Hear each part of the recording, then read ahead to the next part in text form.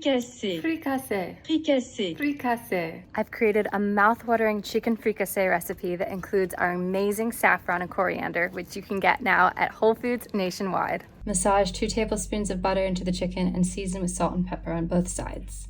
Coat the bottom of a pan with olive oil over medium-high heat.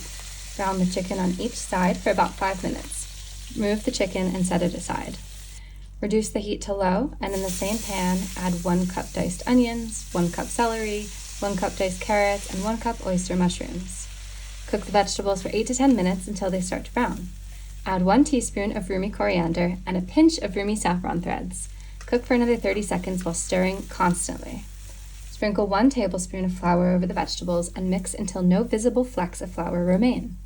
Add 1 cup of white wine and 1 quart of unsalted chicken broth. Stir to combine. Increase the heat to high and bring the contents to a boil. Return the browned chicken pieces to the pan along with 2 bay leaves.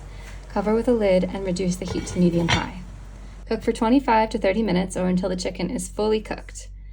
Reduce the heat to a gentle simmer and remove the chicken pieces and bay leaves and 1/4 of the soup mixture. Blend the remaining mixture until almost smooth.